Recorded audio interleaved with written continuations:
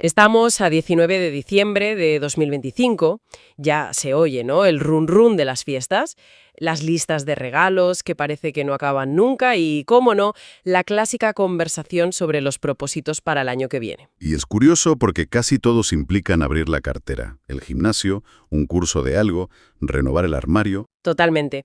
Y todo esto en un momento en el que, como leíamos en los apuntes para hoy, la sensación general es de no llegar a fin de mes, de que los gastos suben en ascensor mientras los ingresos, bueno, van por la escalera. Es una contradicción muy de nuestra época, ¿sí?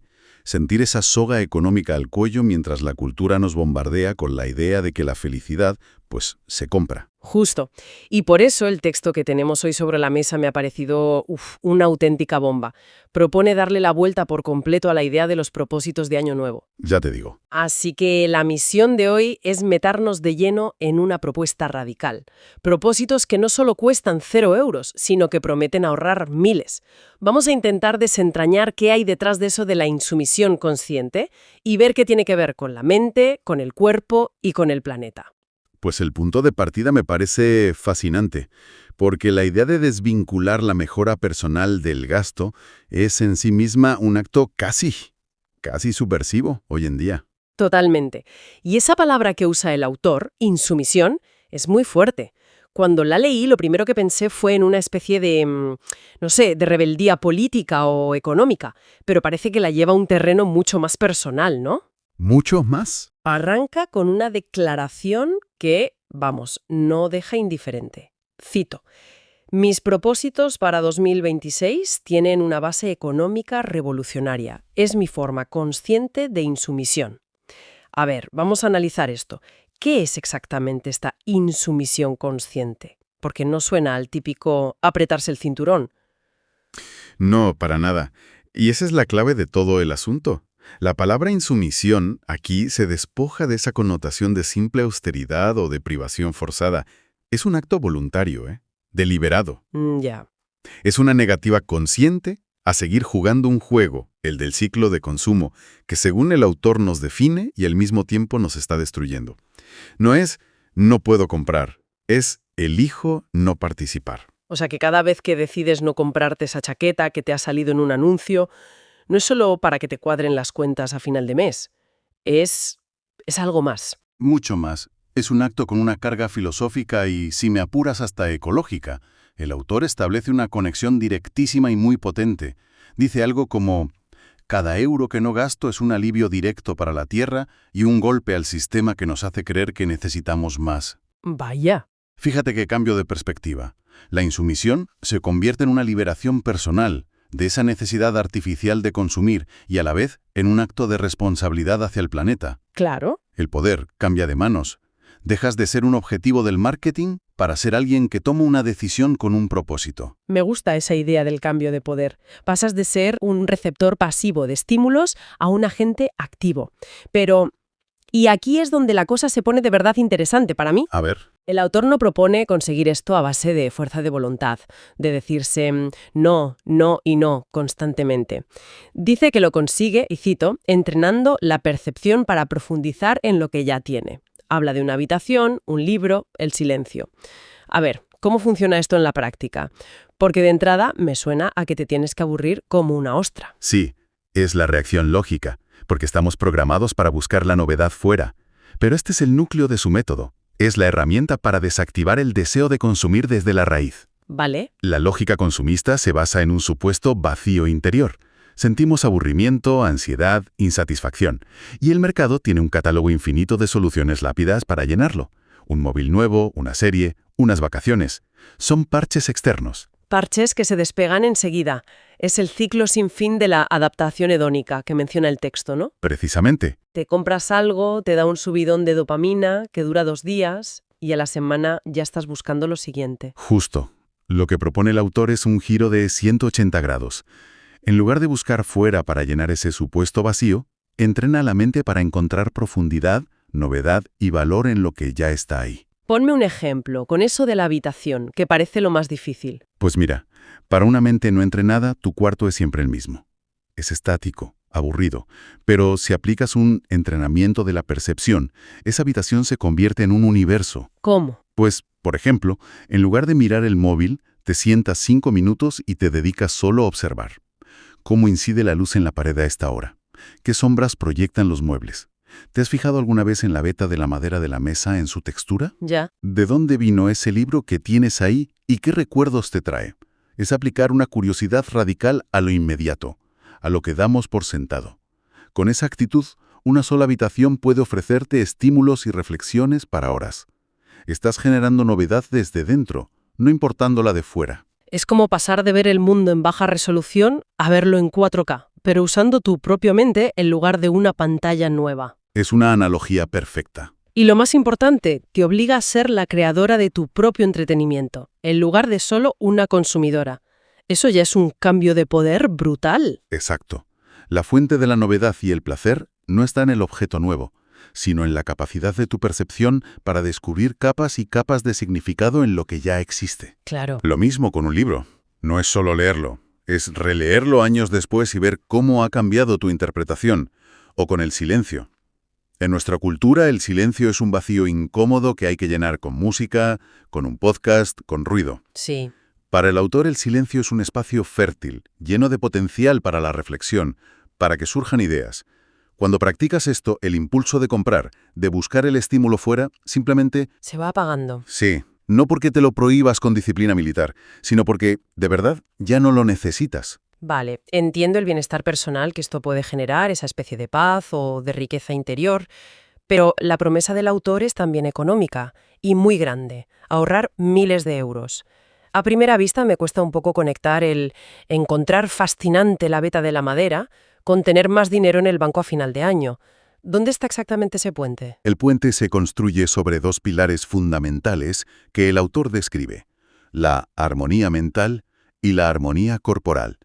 Es aquí donde la filosofía se vuelve increíblemente práctica y tangible. De acuerdo. Empecemos por la mente.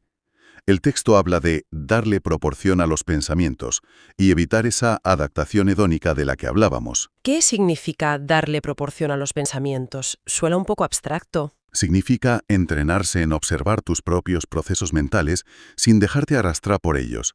Es metacognición. Te das cuenta de que surge un pensamiento de «necesito unas vacaciones» o «qué aburrimiento, ojalá tuviera un coche nuevo». Y en lugar de creértelo a pies juntillas. Exacto. En lugar de identificarte con ese deseo y empezar a mirar vuelos o concesionarios, lo observas como lo que es: un impulso pasajero, un producto de un condicionamiento cultural.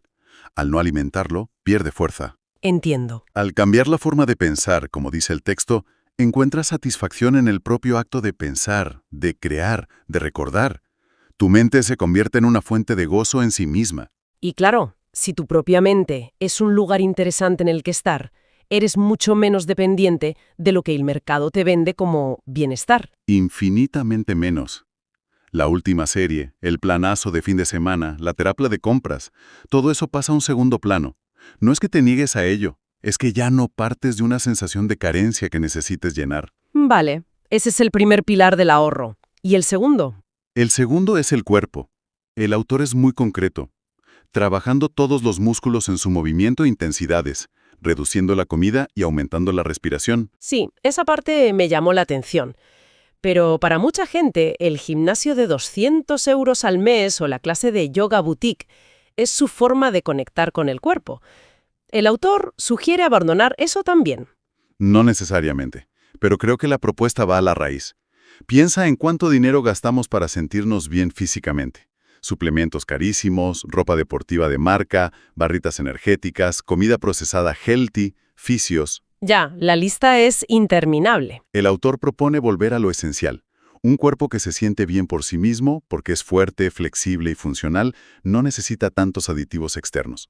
Habla de algo tan básico como disfrutar del simple acto de respirar profundamente, de sentir tus músculos trabajando, ya sea subiendo escaleras o haciendo ejercicios en casa. Y cuando el bienestar nace de dentro, de tu propia capacidad física. Dejas de necesitar comprarlo fuera. ¡Ostras! Claro, visto así, el ahorro no es el objetivo, es la consecuencia. Es un efecto secundario. Has dado en el clavo. Eso lo cambia todo. No estás sufriendo para ahorrar, no estás renunciando a cosas que deseas.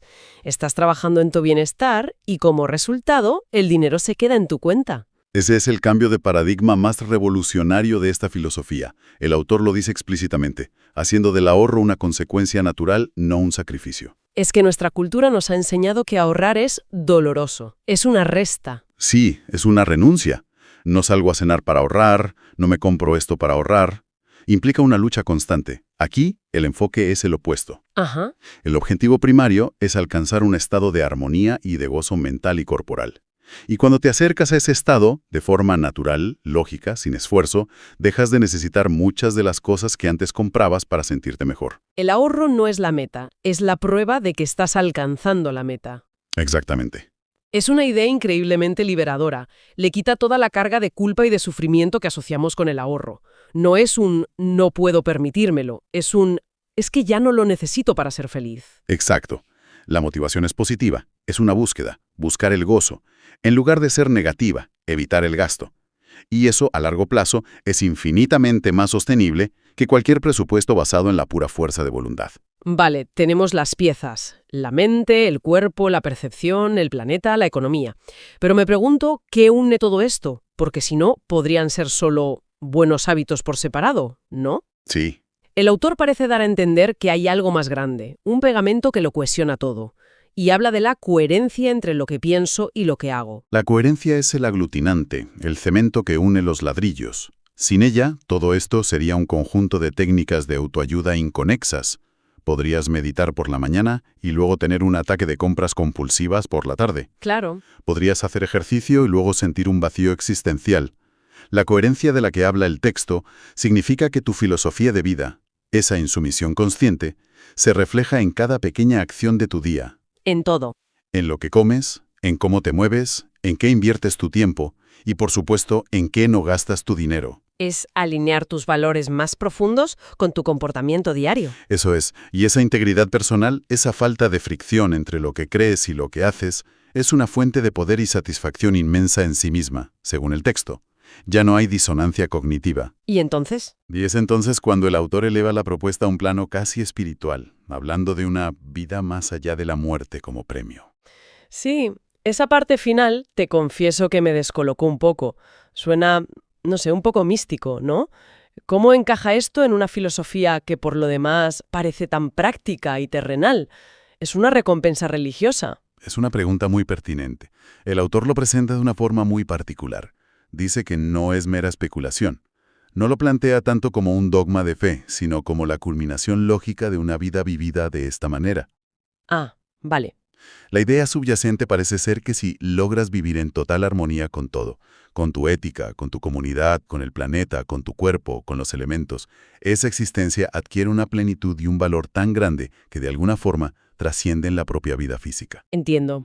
No es tanto una promesa de un paraíso celestial, sino la idea de que una vida de coherencia total tiene un valor intrínseco que perdura, que deja una huella, Eso es. que va más allá de lo material. Exactamente. Es como si el premio a una vida perfectamente afinada, como un instrumento musical, fuera que su eco, su vibración, continuase de alguna forma. Le da un propósito último, un para qué final a toda esa disciplina diaria. El ancla trascendente. Sí, el ancla que da sentido a todo lo demás, más allá de simplemente ahorrar dinero o incluso de aliviar la presión sobre el planeta. Es increíble cómo hemos ido escalando. Empezamos con un problema muy práctico y terrenal, como es la presión económica de estas fechas, Sí. y hemos llegado a una solución que parece simple en la superficie, propósitos de coste cero, pero que en el fondo es una profundísima práctica filosófica sobre el valor, la percepción y la armonía con el universo. Y esa es la belleza de la propuesta. No te pide que te vayas a una cueva a meditar. Te pide que transformes tu vida cotidiana, tu habitación, tu cuerpo, tu mente, en el campo de práctica. Cierto. Refuerza la idea de que la verdadera riqueza y la auténtica libertad no provienen de adquirir más, sino de necesitar menos. Y no a través de la privación, sino al descubrir el valor infinito y la fuente inagotable de interés y placer que ya residen en lo que somos y en lo que tenemos. Sin duda. Y me quedo pensando en algo. El texto se centra muchísimo en el individuo, en esta desactivación personal de la necesidad de consumir. Pero nos deja una pregunta flotando en el aire. A ver, Si una persona logra esta armonía y, en efecto, se retira en gran medida del sistema de consumo convencional, ¿qué pasaría si esta idea de insumisión consciente se extendiera a nivel comunitario? ¿Qué tipo de sociedad emergería si el ahorro se convirtiera para muchos en una consecuencia natural del bienestar y no en un sacrificio constante?